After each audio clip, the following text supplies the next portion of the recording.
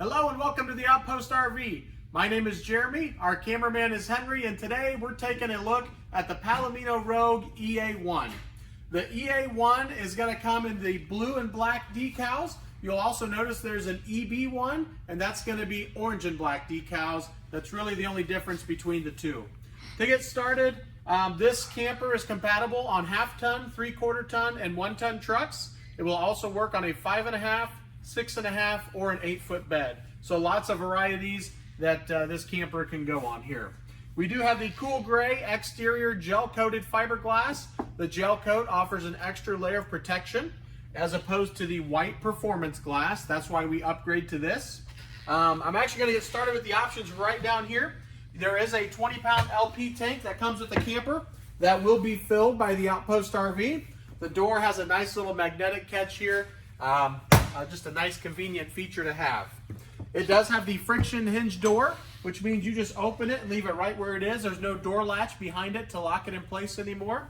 And also an integrated blind here on the window. So at nighttime, you can close that for privacy as well. You do have the large grab handle here that will also fold over as you're traveling down the road. Also very handy to get in and out of. With the porch light in the back, on and off switch on the outside here. And above that with the black box that is pre-wired for an observation camera. With the observation camera, that would allow you to see behind you the entire time as you're going down the road and while you're backing up. So with our truck campers, it's a really nice feature if you're hauling a boat or a trailer behind you. Helps you to hook up and see what's going on as you're going down the road. A couple 110 outlets here. And also you'll notice we have the two ports. The roof jacks are going to be in the top one here, and if you ever wanted to upgrade to powered jacks, you would simply just switch out the head and plug it in right here. With the jacks, you'll notice that they are manual. That is on here. The handle comes with it, so you can crank those up and down.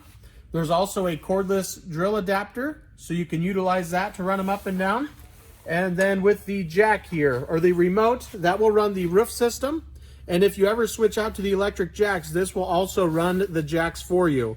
If it's red, that means roof, and you will hold that for about 8 seconds and that light will turn green. If you can see it right there, just switch to green, and then you would be able to use this same remote for your power jack. So it's a really nice option that they've come out with and makes life a lot easier for you and easy to change over. The camper is a 30 amp camper. It comes with a 25-foot detachable power cord. That is included as well. So the Rogue, since it has the hinge up front, only the back of it actually lifts up. You'll see there's going to be two brackets in the back here, or latches, and that will keep the roof secured as you're going down the road.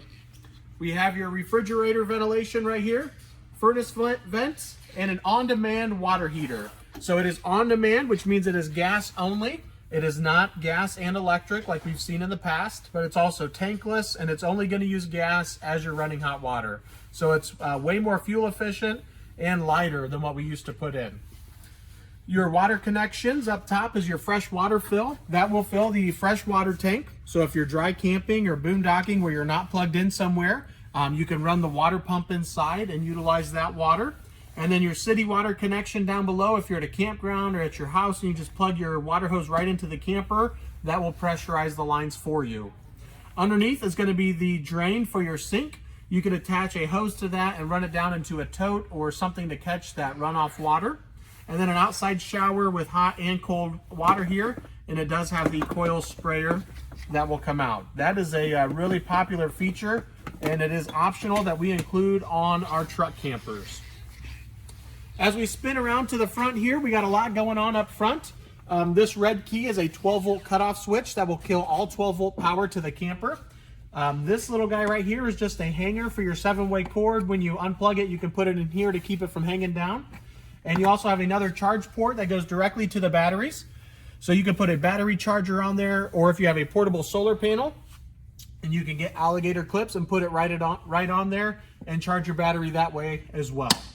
The cord itself comes with a double-sided 7-way male cord. The port that's on the camper is exactly what's on the back of your truck. So this cord will plug in here. It will run all the way back behind the camper and drop down and plug into the back of your truck just like any other trailer will. that is going to give power to your clearance lights and also just give 12-volt power to the camper itself. So if you're going to be parked for a couple days, we recommend unplugging this cord, so that way if your battery dies on the camper, it will not drain your battery on your truck as well. So if it is plugged in and this battery dies, it will then draw off your truck battery, and it could potentially drain your truck batteries as well. Moving up front here, you'll notice we have the Rogue decal, the sleek front end. It's got the piano hinge up front. Up on the roof, you'll notice the skylight that's over the bedroom area there, giving you a lot of extra headroom once you are up in the bedroom area. And you'll notice we do have the nice size window over here, which helps open things up on the inside. And I believe that concludes the outside of our Rogue EA1. Now we'll head to the inside.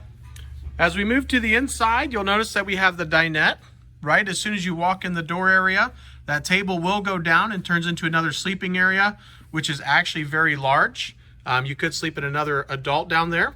The carpeted step down below, that will lift up. There's a little bit of extra storage down below there. And also the table leg can stow away underneath there if need be. I'm going to spin around to the left side as you would first walk in. You do have your thermostat that would control the furnace there, a 110 outlet.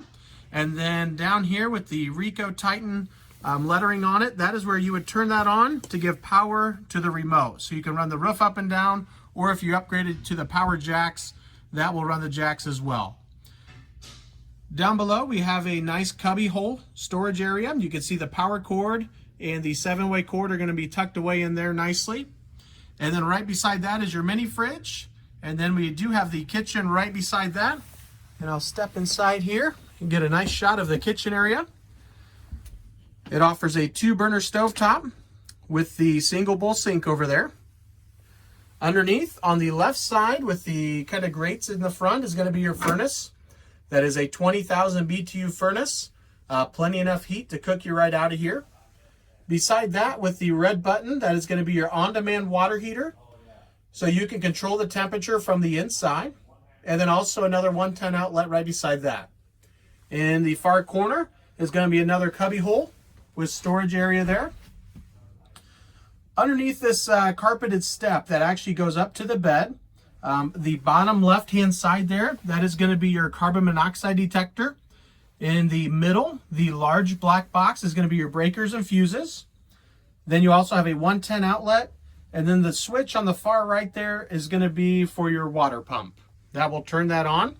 Underneath that carpeted step, your water pump sits underneath there, as well as your battery boxes and some wiring. The green light on the bottom right is a 12-volt charge port, nicely positioned right up by the bed so you can charge your phone up there. Also like to point out the skylight above the bed. So as you crawl in there, you still have plenty of headroom, and there is a blind that you can pull over that skylight as well. Over to the left, we have more storage, and you'll notice the cabinet doors are off. The Rogue was really designed to be lightweight, so we can put it in the half-ton trucks with no issues. So you do have more storage underneath there and another 110 outlet. I am gonna turn around right above the kitchen area here. You'll notice we have the overhead hanging canvas bags. So you can use those for lots of storage. You'll notice they're just hooked up on the ceiling there. So you can unhook those, take them inside, load them up, and bring them back out. And they are going to be bigger than what we've had in the past here. And you also get one more over here on this side.